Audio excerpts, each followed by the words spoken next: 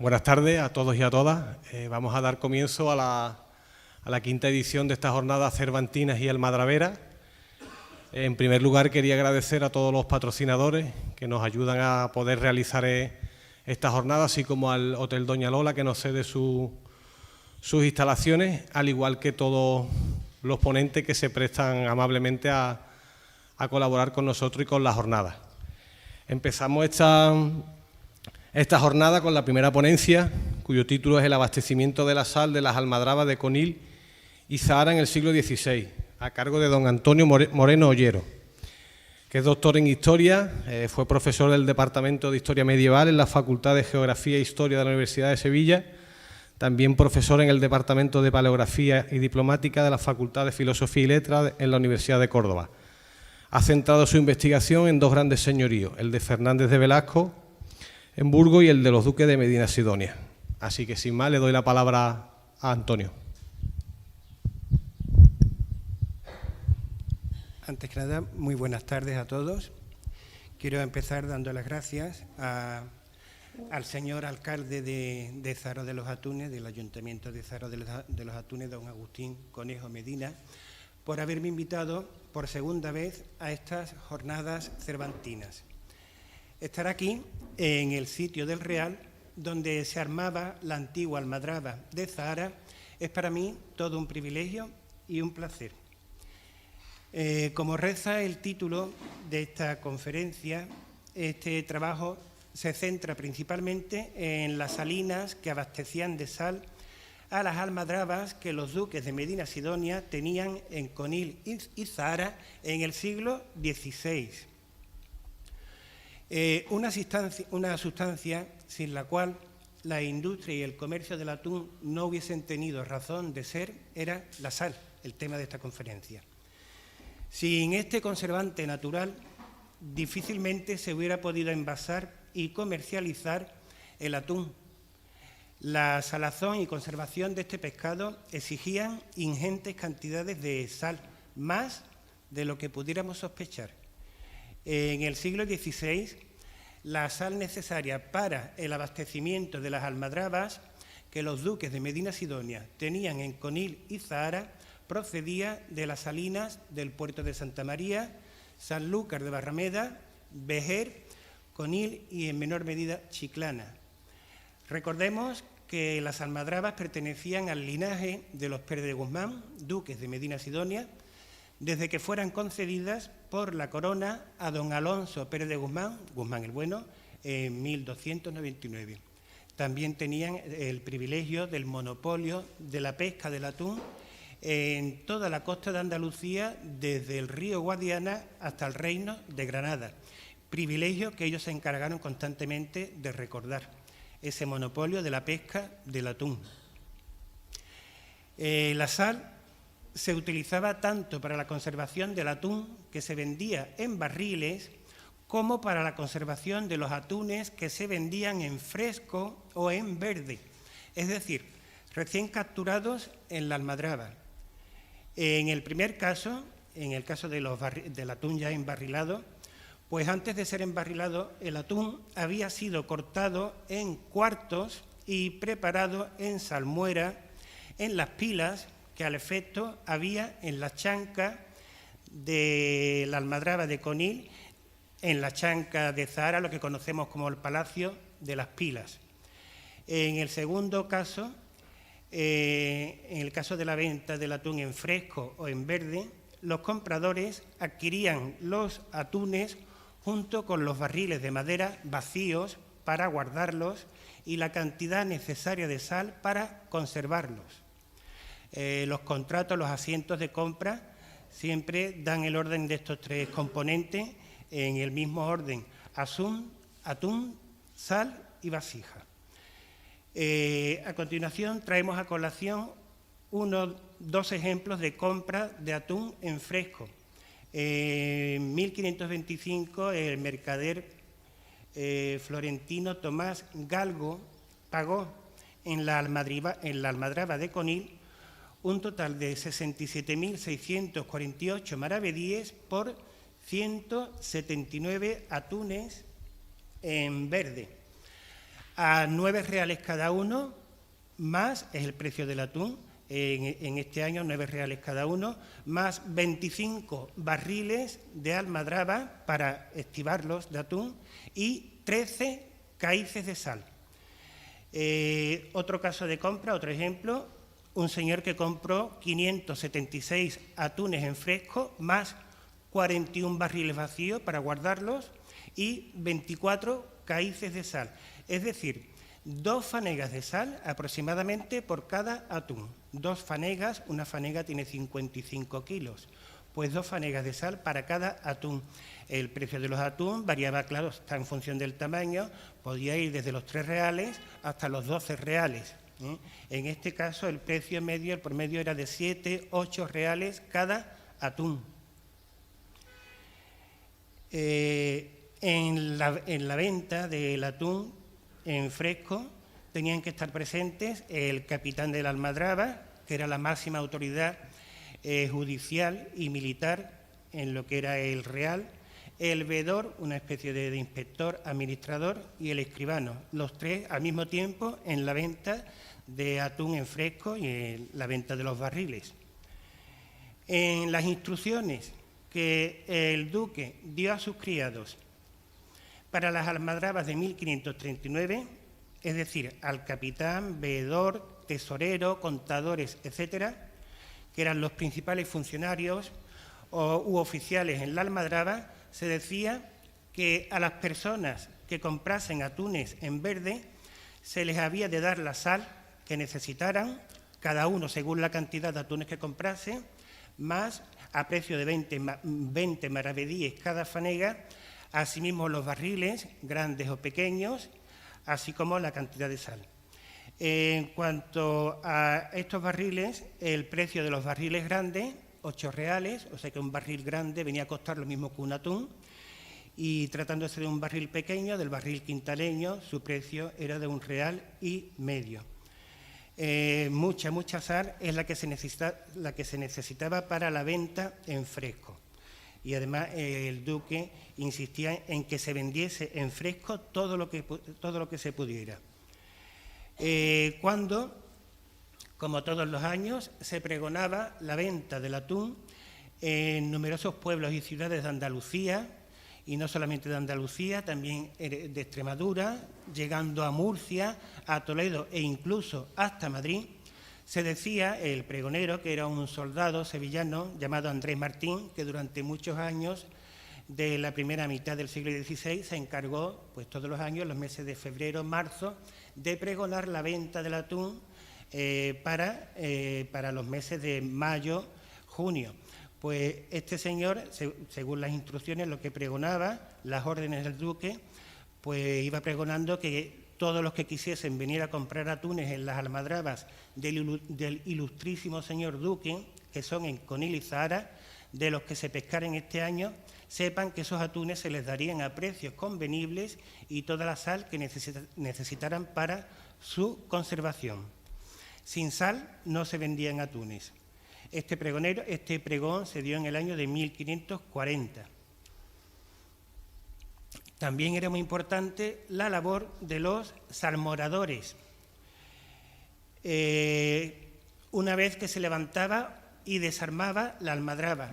En el caso de la de Zahara, los barriles de atún se llevaban en julio a Barbate, donde unas 10 personas, entre ellos esclavos de la casa del duque, se dedicaban a salmorar los barriles. También en la chanca de Conil hay en 1539 unos cuantos esclavos, 4 o 5, del duque salmorando, cobrando un real diario. Estas operaciones se hacían prácticamente durante todo el verano para conservar esos barriles de atún.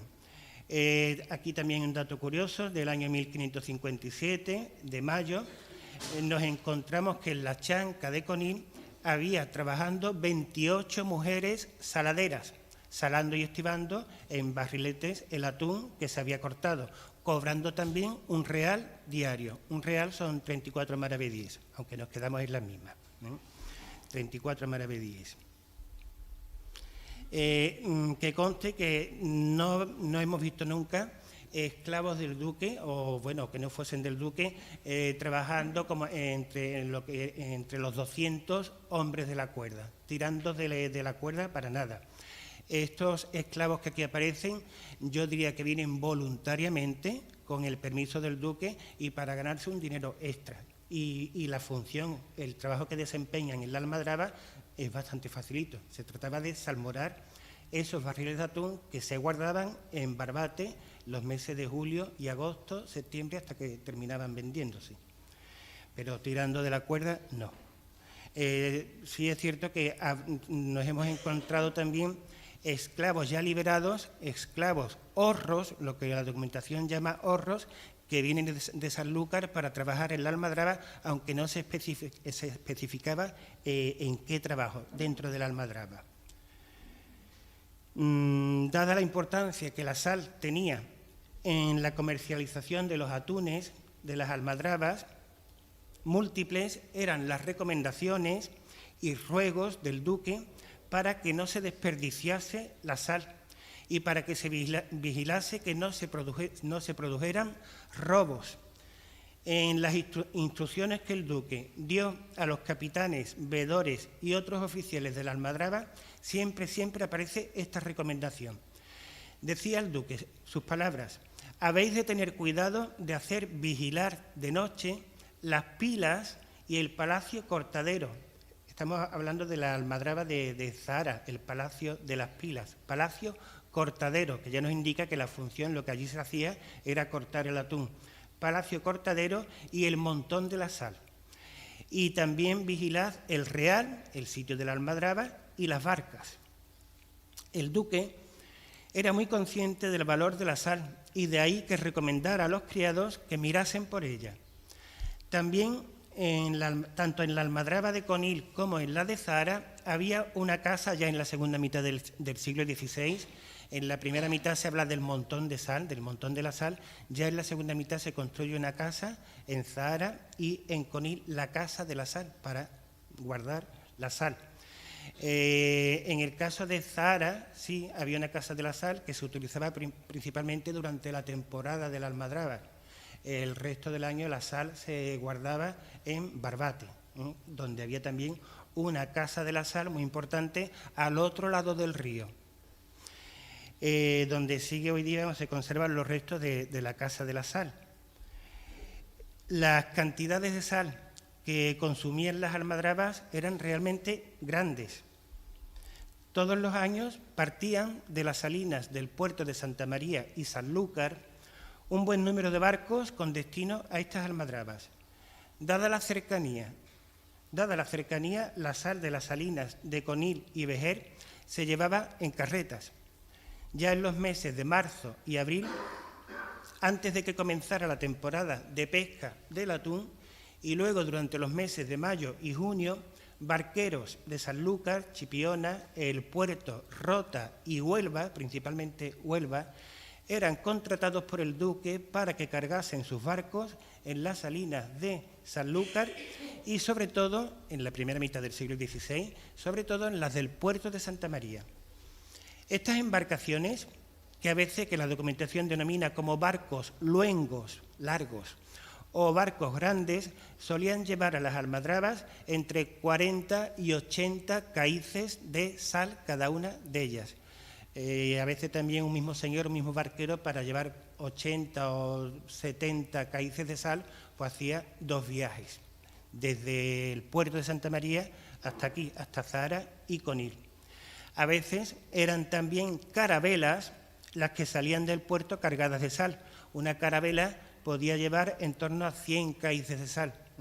El propio duque era dueño de una carabela destinada principalmente a transportar la sal hasta las almadrabas. En estas embarcaciones, la sal se echaba sobre esteras de enea. Todo lo que era el barco, la embarcación, se tapizaba de esteras de enea sobre la que se echaba la sal. Y tan importante como la sal era que hubiese barcos para llevarla desde las salinas a las almadrabas. Por tanto, sal, madera para los barriles y barcos para el transporte, se podría decir que eran las tres patas fundamentales en las que se sustentaba la venta y el comercio del atún. Vamos a profundizar un poquito en la sal del puerto de Santa María, para luego pasar a las de Sanlúcar y finalmente las de Conil y Vejer. En orden de importancia empezamos con las del puerto de Santa María. Insisto, las del puerto de Santa María fueron muy importantes para la primera mitad del siglo XVI, también segunda mitad. Ya luego en el siglo XVII se menciona muy poco las salinas del puerto y principalmente van a ser las de Sanlúcar, Conil y Vejer, también Chiclana. Empezamos con las del puerto de Santa María.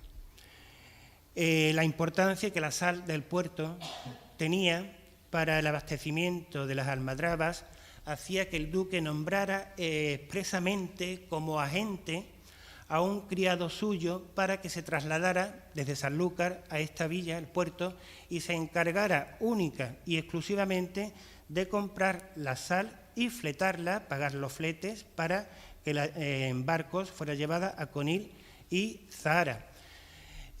Aunque en el transporte de la sal nunca faltaron barqueros de Sanlúcar, el puerto de Santa María o Chipiona. Sin embargo, en este cometido es de justicia reconocer que el protagonismo principal lo tuvieron siempre los barqueros de Huelva. Tanto es así que entre estos barqueros onubenses y el duque existía una especie de acuerdo por el cual todos los años, por el mes de marzo, antes de que empezara la temporada de pesca del atún, antes de que llegase el día 25 de abril, San Marcos, que es cuando solía empezar la almadraba, la temporada de pesca, estos barqueros de Huelva se comprometían a ir con sus barcos al puerto de Santa María para empezar a cargar y transportar la sal que ya el criado y agente del duque había contratado. En una carta fechada el 3 de marzo de 1546 y remitida por el duque, por don Juan Alonso de Guzmán, a un regidor de Huelva, pues tras referir cómo año tras año eran los barqueros de su villa de Huelva los que se ocupaban de ir al puerto de Santa María para llevar la sal a las almadrabas, a continuación le encargaba que fletara 6 barcos grandes para que a mediados de marzo estuviesen prestos, ya preparados, en el puerto de Santa María para cargar la sal. El duque insistía al regidor de Huelva en que los barcos estuviesen en la villa, en Sanlúcar, en el puerto, en el plazo fijado. Y para que se animaran, mandaba repartir entre los barqueros 50 ducados. Se trataba de garantizar, asegurar el transporte de la sal, de que no fuera a comenzar la venta del atún en verde, atún en fresco, y no hubiese sal en la almadraba. Se les pagaría 2 reales por cada caíz de sal que llevasen desde las salinas del puerto hasta la almadraba. 2 reales el caíz, que era lo que normalmente se les pagaba por el flete. Es curioso porque en ocasiones coincide el precio del flete, del transporte, desde la salina hasta las almadrabas, coincide con el precio de lo que costaba el caíz de sal. Lo mismo el flete que el caíz. Un caíz de sal equivale a 665 kilos. Y 12 fanegas hacen un caíz. Una fanega son 46 kilos. O sea que 3 caíces pues harían 2 toneladas. 3 caíces, 2 toneladas. Todos los años los criados del duque efectuaban numerosas compras de sal en el puerto. Algunas son realmente importantes. Voy a dar unas cuantas cifras. Ya en 1525 se compraba a un vecino del puerto, don García, que sale mucho en la documentación de esos años, vendiendo sal en el puerto, pues se le compraba a este señor 1000 caíces de sal, una cifra realmente importante, comprándolo a casi 3 reales el caíz, el precio del caíz de sal, casi 3 reales. En marzo de 1539, otro ejemplo, fueron 3 barqueros de Chipiona los que cargaron en el puerto de Santa María 400 caíces para Conil y 600 para Santiago de Barbate, puesto que la almadraba no se había montado todavía en Zahara. Con estos 600 caíces de sal se hicieron 2 montones de sal, uno en Barbate y luego sería otro en Zahara. Y se pusieron 2 hombres a su cuidado para evitar robos. En el tema de los robos, el duque en las instrucciones insistía bastante, que se evitasen los robos de sal. Parece que estuvieron a la orden del día. De la importancia de la sal nos habla también que en 1561 el duque hiciera merced de 24 ducados, una cifra muy importante, una cantidad importante, a un criado de Sanlúcar, porque tuvo cuenta y cuidado de la sal que se gastaban las almadrabas. Se lo gratificó con 24 ducados, por mirar tanto por la sal. Y conforme nos aproximemos a los años centrales del siglo XVI, las cantidades de sal mercadas irán aumentando, llegando a los 2.000 y hasta 3.000 caíces.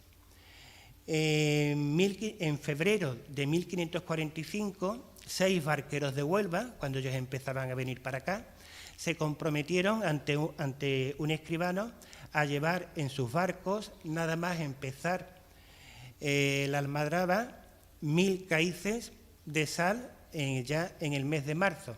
1.000 caíces de sal a Conil y otros 1.000 al puerto de Barbate para esta almadraba de Zahara.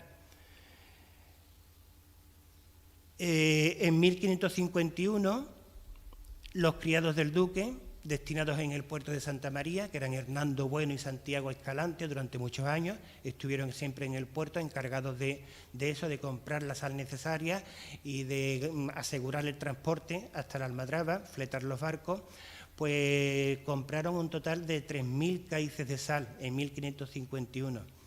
De toda esta sal, de esos 3.000 caíces, a Conil se enviaron 1.300 y a Zahara 1.750. En el mes de mayo de ese mismo año salieron del puerto con destino a Barbate y Zahara 19 barcos, algunos carabelas, con un promedio de 50 caíces cada uno. Pero toda esta sal que se cargaba en el puerto de Santa María pues no bastaba. También depende de los años, por supuesto. También se llevaba sal de las salinas de Sanlúcar, Vejer y Conil. Según nuestros cálculos, en los años 40 o 50 del siglo XVI, las almadrabas de Conil y Zahara podían consumir en torno a 4, incluso 5.000 caíces de sal al año, a veces incluso un poquito más. Es decir, de unas 3.000 toneladas de sal entre Conil y Zahara en estos años de mediados del siglo XVI. 5.000 caíces de sal. Es curioso comprobar que en la disputa fiscal que hubo entre la Casa de Medinasidonia, entre los duques y Felipe II, el rey, a cuenta de las salinas, esta disputa, este pleito se resolvió finalmente en 1574 con la exención total de 5.000 caíces de sal para sus almadrabas. O sea, que coinciden los cálculos que hacemos de 5.000 caíces que se compran aproximadamente todos los años con 5.000 caíces de sal que el rey consintió que el duque adquiriera libres de impuestos, sin tener que pagar derechos ninguno a la corona.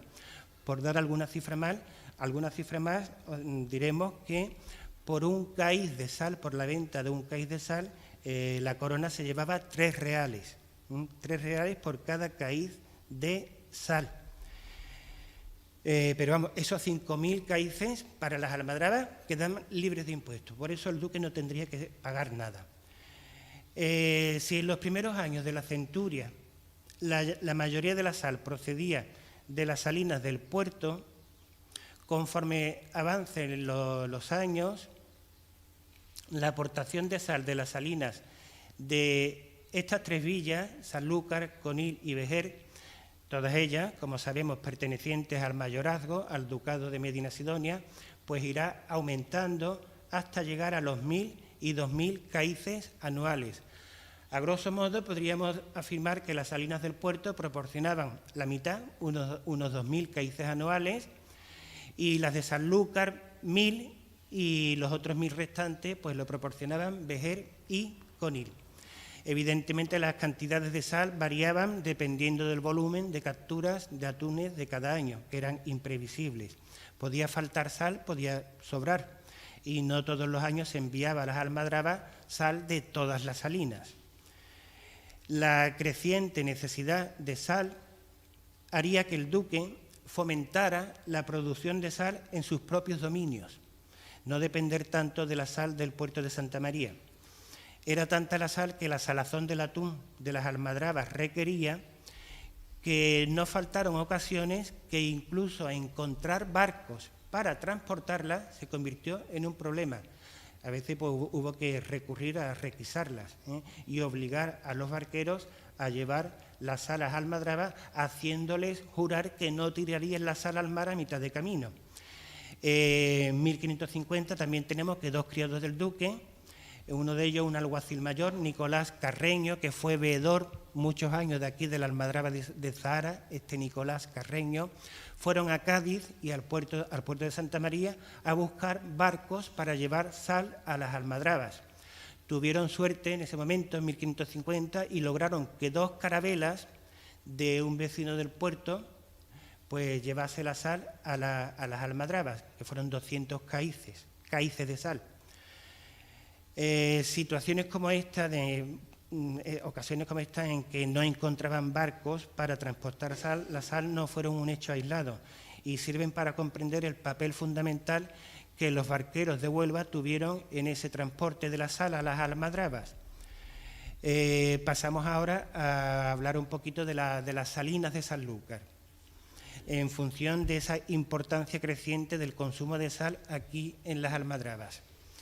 Según podemos ver en los libros de cuentas del archivo de la Fundación Casa de Medina Sidonia, de donde proceden todos estos datos que estamos manejando, en los años finales del siglo XV y primeros del XVI, los Pérez de Guzmán, los Guzmanes, señores de Sanlúcar, condes de Niebla, duques de Medina Sidonia, solo poseían en la villa sanluqueña unas salinas situadas junto al Caño de Henares, en la margen izquierda del río Guadalquivir, más arriba del puerto de Bonanza. Con anterioridad a los años 30 del siglo XVI, hemos registrado algunos cargamentos de sal desde estas salinas de Henares hasta las almadrabas. No obstante, lo más frecuente era que la sal de estas salinas, de este Caño de Henares, se utilizaran para salmuera, para los barriles de atún que el duque guardaba en la alcaicería y en las atarazanas que el duque tenía en Sanlúcar, que también se le llegó a dar el nombre de chanca por la importancia que tenía el depósito de barriles de atún que el duque guardaba en esas atarazanas, la chanca de Sanlúcar. Para hacer salmuera, es un dato interesante, para hacer salmuera para los barriles de atún que el duque guardaba en sus almacenes, se solía llevar 10 caíces de sal. Esta misma cantidad de sal es la que en 1528 se compró para hacer salmuera para 50 barriles quintaleños. O sea, medio caíz de sal para hacer salmuera de 50 barriles, lo que quiere decir que cada atún, para salmuera de cada atún, se requerían 3 kilos de sal. En cuanto a los tamaños de los barriles, eran principalmente 3. Los más pequeños eran los cuñetes, que pesaban una arroba, 11 kilos. Estos cuñetes son los que el duque solía enviar a la corte de Madrid, cada año 100 barriles cuñetes, donde que transportaban el mejor atún, el atún de refino de Hijada. Luego, otro tamaño de barril era el quintaleño, el más abundante, principalmente lo que más se hacía eran barriles quintaleños, que como su propio nombre indica, pues pesaban un quintal, o sea, 46 kilos. Y 7 barriles quintaleños hacían un barril grande, una bota, 322 kilos. Esos son los tamaños. El cuñete, 11 kilos, el quintaleño 46 kilos y la bota o barril grande pues 322 kilos. Como les decía, que en 1528 se compró 10 cáices de sal también para hacer salmuera para esos barriles de atún que se transportaron y se vendieron en Italia. Lo que quiere decir que si se llevaban botes de salmuera en el barco, había que estar constantemente abriendo los barriles de atún y echándole salmuera para que se conservara y llegaran bien, perfectamente, en buen estado a su destino.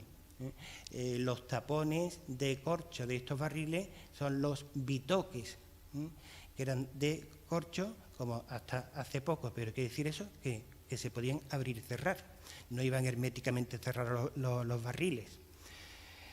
Bien, la necesidad cada vez mayor de grandes cantidades de sal para las almadrabas de Conil y Zahara hizo que a partir de 1528 el duque decidiera hacer nuevas salinas en Sanlúcar y para ello comenzó a conceder generosamente en propiedad tierras en ambas orillas de la desembocadura del Guadalquivir a vecinos de Sanlúcar y también de otras poblaciones cercanas, a cambio, todos los años, de un tributo de sal.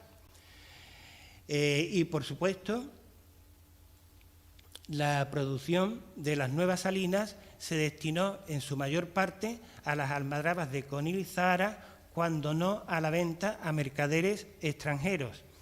El primer contrato se hizo en 1528 con el salinero de Sanlúcar, Alonso de Fuentes, mediante el cual el duque le hizo merced de 600 tajos en la orilla del río a cambio de 150 cáices anuales, o sea, 3 fanegas de sal, aproximadamente 150 kilos de sal por cada tajo. Para los años 40 y 50 del siglo XVI tenemos la producción de sal de estas salinas concedidas por el duque a particulares, a veces a criados suyos, criados importantes que son los que solicitan al duque terrenos en las orillas del Guadalquivir para labrar las salinas, siempre a cambio de un tributo anual. En 1542 el duque posee ya 7 tributos, es decir, ha concedido tierras a 7 salineros, equivaldrían a 7 salinas, que sumaban en total 965 cáices de sal sobre un total de 4.300 tajos. 2 años más tarde, en 1544, el número de tributos de salinas había ascendido a 11. En 1550 son ya 15 y en 1574 tenemos ya 20 tributarios de sal, 20 salinas. O sea que en cuestión de muy pocos años la extensión de las salinas se multiplicó por 3 en cuestión de muy poquitos años, lo que era la extensión de las salinas. Comenzó teniendo solamente esas salinas del Caño de Henares antes de los años 30 y para 1550-60 tenía ya pues más de 15 salinas en total, más de 15 tributos de sal. Estos salineros, estos tributarios de la sal, en ocasiones sobrepasaban la cantidad de tajos de extensión de salinas que el duque le había dado, aunque siempre contaron con el beneplácito del señor de Sanlúcar, del duque, siempre y cuando se lo hicieran saber ese acrecentamiento de las salinas, se lo hicieran saber y satisficieran los cáices de sal correspondientes a esa ampliación de las salinas. Por dar un ejemplo, el salinero sanluqueño Juan Martín, que tenía 2.000 tajos, que proporcionaban 400 cáices de sal, había acrecentado sus salinas en tierras salvajes, sin labrar, hasta los 3.800 tajos, casi el doble. Por supuesto, pues informó al duque y empezó a pagar 695 cáices de sal. Esto lo hicieron casi todos los salineros, acrecentar esas salinas, informando al duque. Como os decía, pues lo que fue el tamaño, la extensión se duplicó en 2 años, luego llegando ya a triplicarse. y proporcionando una cifra de cerca de 2.500 caíces de sal al año, cuando empezó dando solamente unos 900 y pico. Es evidente que la producción se había triplicado y aunque la sal de estas salinas tuvo siempre como destino principal las almadrabas, no obstante hubo años en que los salineros hicieron importantes ventas de sal entre los vecinos y mercaderes de Sanlúcar y especialmente los mercaderes extranjeros. Por supuesto, los montones de la sal de Sanlúcar se vigilaban hasta que el duque no cobraba sus tributos. En 1542, Juan Martín, por mandado del duque, vendió 300 caíces de sal de los que él estaba obligado a entregarlo, y lo mismo hicieron otros compañeros suyos. En 1549, el sexto duque ordenaba a su tesorero, Pedro Núñez de Cabrera, que cobrara de varios salineros de Sanlúcar las cantidades de sal que ellos habían vendido de sus tributos a mercaderes alemanes, daneses, ingleses, escoceses y muy especialmente mercaderes flamencos procedentes de Flandes. Los navíos de estos mercaderes, que todos los años venían a Sanlúcar, principalmente por el mes de octubre, los navíos de estos mercaderes, a los que se vendían grandes cantidades de sal en Sanlúcar, recibían el nombre de urcas. Una urca es una embarcación grande, muy ancha por el centro, que sirve para el transporte de granos y otros géneros, como en este caso la sal. Las cantidades vendidas eran realmente importantes, pues sumaban 1.300 caíces de sal, lo que se le había vendido a estos mercaderes flamencos. Es interesante constatar que esta sal que se vendió a estos mercaderes flamencos se vendió a 3 reales el caíz, y por el mismo mes y el mismo año el duque está comprando la sal en el puerto de Santa María, pero a 2 caíces, con lo cual estamos ya viendo que realmente los salineros de Sanlúcar y el propio duque, en función de las circunstancias de la mayor o menor necesidad de sal, pues comerciaba con la sal de Sanlúcar. Como vengo diciendo, disponía de esta sal en función de sus intereses. Podría resultarle más rentable abastecerse de la sal de las salinas del puerto para las almadrabas y vender la que le pertenecía de los tributos de Sanlúcar a estos mercaderes flamencos. Por otra parte, también hay que pensar que los precios del transporte de los fletes desde el puerto de Santa María hasta aquí, hasta las almadrabas, serían más baratos que desde Sanlúcar.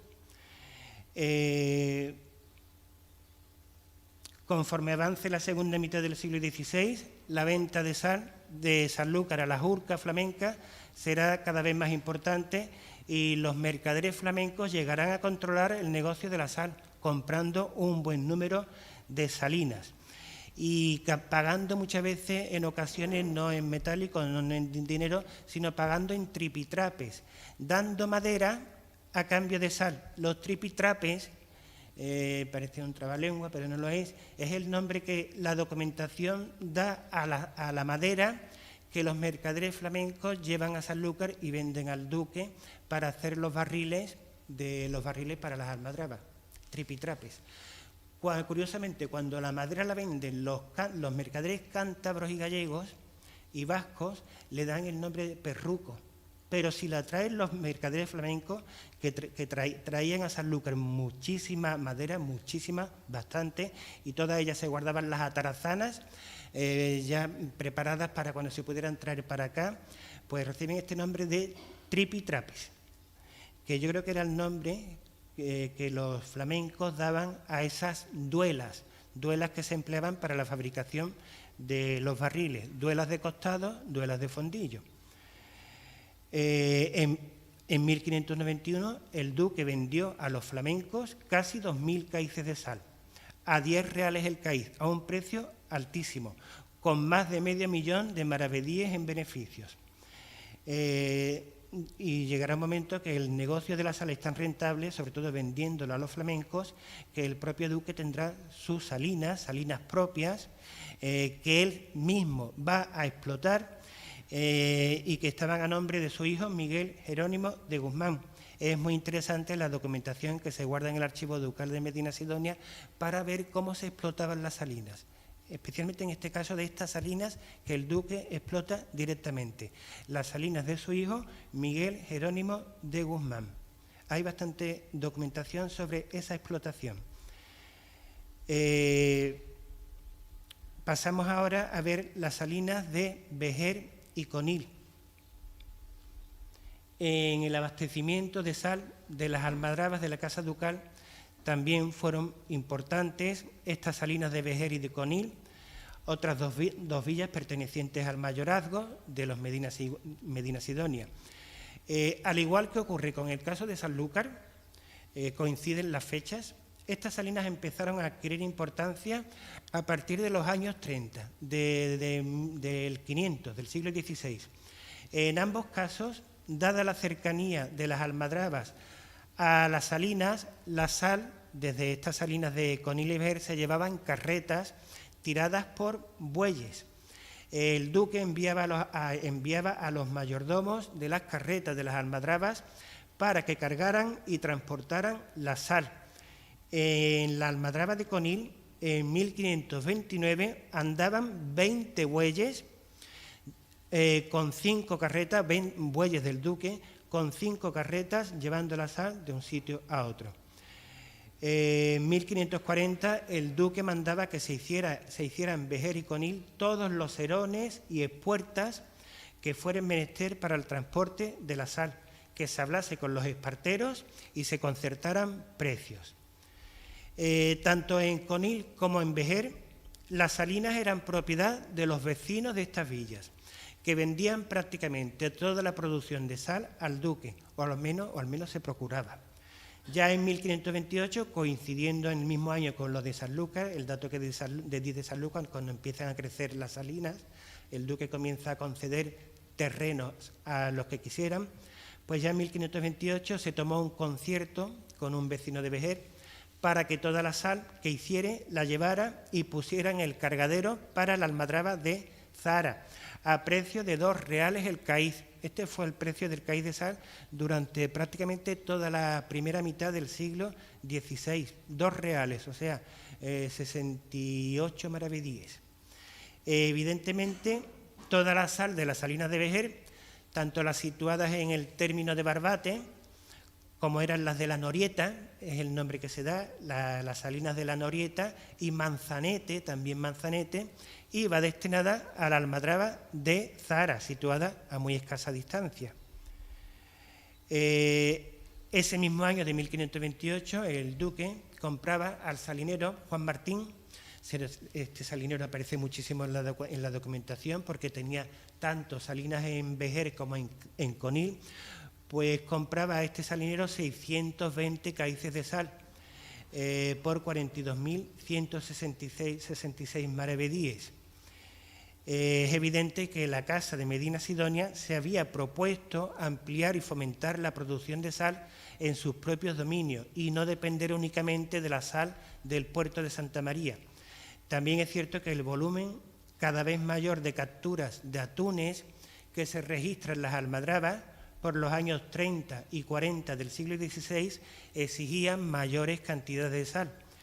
Tenemos que para los años 50 y 60, que fueron los años en que se dieron mayores volúmenes de pesca, en ese año de 1559, en la almadraba de Conil, se pescaron 63.281 atunes en 111 boles o lances de res, lo que quiere decir que si la almadraba venía a durar unos 2 meses, mayo, junio, unos 60 días, a veces más, a veces menos, pues se pescaba diariamente 1.000 atunes.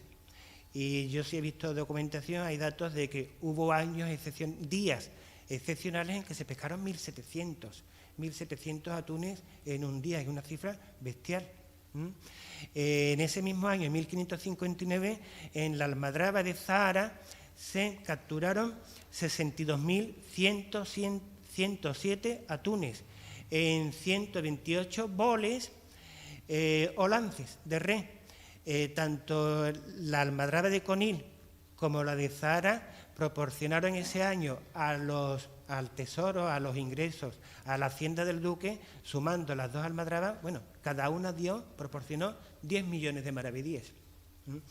Piensen que el total de las rentas del ducado del Estado variaba, evidentemente según los años, pero estaba entre 50 y 60 millones de maravedíes. En este caso, con estas cifras, tenemos que la tercera parte del total de las rentas del ducado la proporcionan las dos almadrabas. Y hubo años que la mitad la proporcionaron las dos almadrabas. Pero lo más normal es que fuera la tercera parte. Otra tercera parte la proporcionasen el puerto de Sanlúcar de Barrameda, la renta de la aduana del puerto, y la otra tercera parte, pues todos los pueblos del Estado, los demás pueblos. Pero una tercera parte, y a veces cerca de la mitad, las almadrabas. Fue muy frecuente que, a fin de aumentar la producción de sal de estas salinas de Vejer y Conil, el duque hiciera préstamos a los propietarios de la misma. Esto es muy, muy frecuente, la concesión de préstamos para ampliar el número de tajos de las salinas.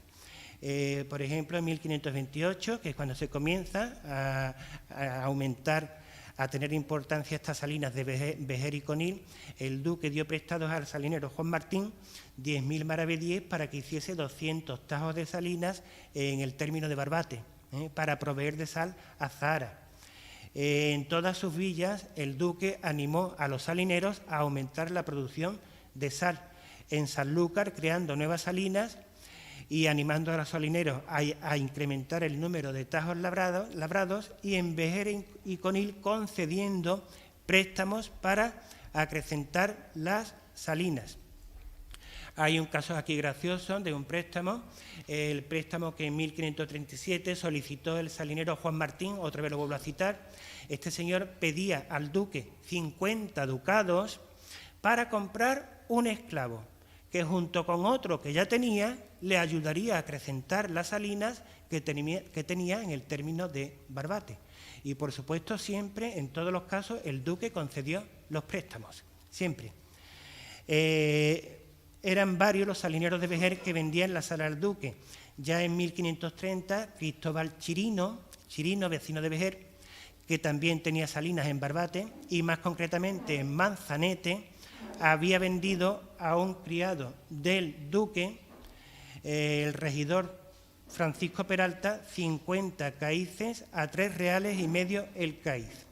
El dueño de las salinas se había comprometido a vender toda la producción de sal al duque. Para más seguridad, se pagó a 2 hombres 269 maravedíes para que se apostaran en las salinas y cuidaran de que nadie robase la sal.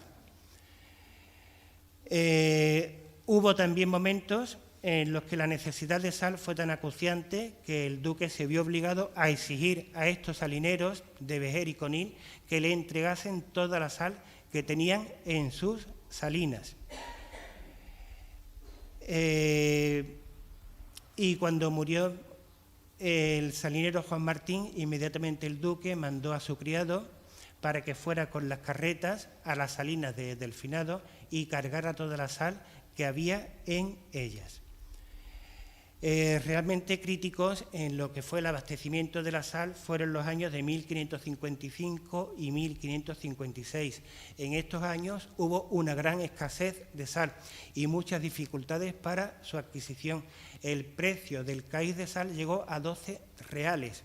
Hemos visto que en la primera mitad, en los primeros años, estuvo a 2 reales el caíz, llegó ya a 12 reales.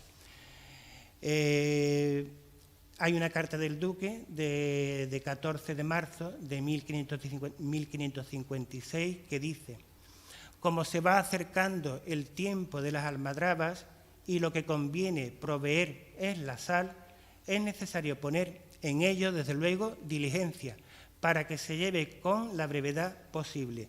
Y en este año, 1556, más que en otros, ninguno por la falta que hay de ella. Que el gobernador del condado aperciba a los maestres de los barcos grandes y carabelas hasta 8 o 10 barcos para que desde Huelva vengan a Sanlúcar para, en fin de este mes de marzo, a cargar en el río toda la sal para llevarla a Conil, si antes mejor. En resumidas cuentas, la conservación y venta de los atunes capturados en las almadrabas de Conil y Zahara requería ingentes cantidades de sal. Todos los años un buen número de barqueros, especialmente onubenses, se ocuparon de llevar esa sal hasta las almadrabas. Si en los primeros años del siglo XVI la mayor parte de la sal procedía de las salinas del puerto, a partir de los años 30 el duque empezó a impulsar la producción de sal en sus propios dominios, bien mediante la creación de nuevas salinas, en el caso de Sanlúcar, bien concediendo numerosos préstamos a los propietarios de salinas de Vejer y Conil.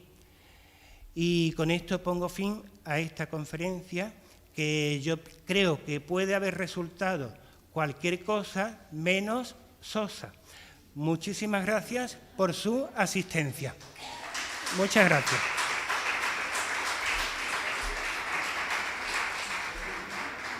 Muchas gracias.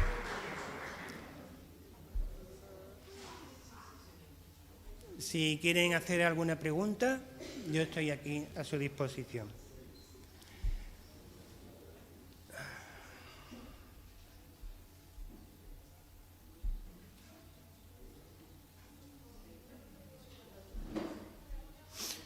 Bien, pues damos esto por finalizado, que a continuación viene otra conferencia. Muchas gracias a todos. ¿Sí? Sí. Ah.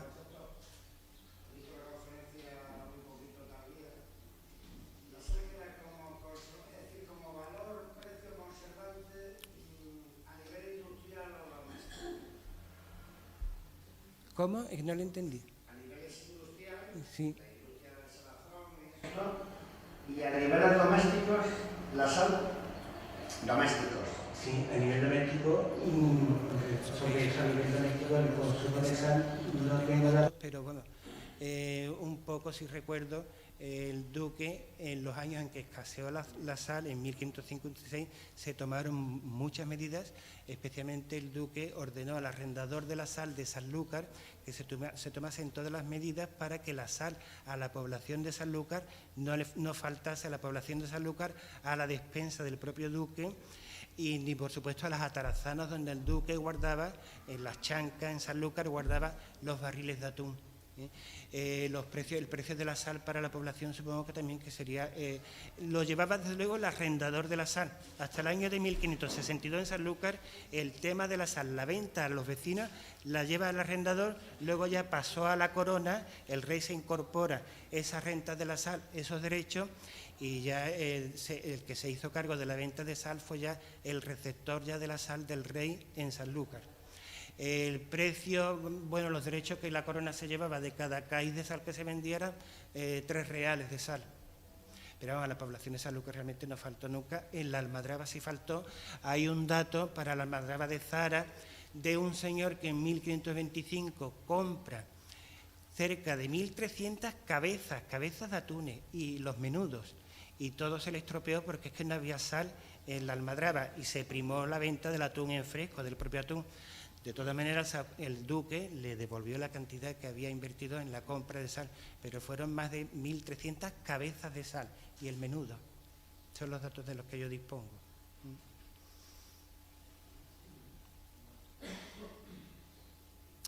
Bueno, cuando tú quieras. Pues muchas gracias a todos ustedes por su asistencia. Gracias. Muchas gracias.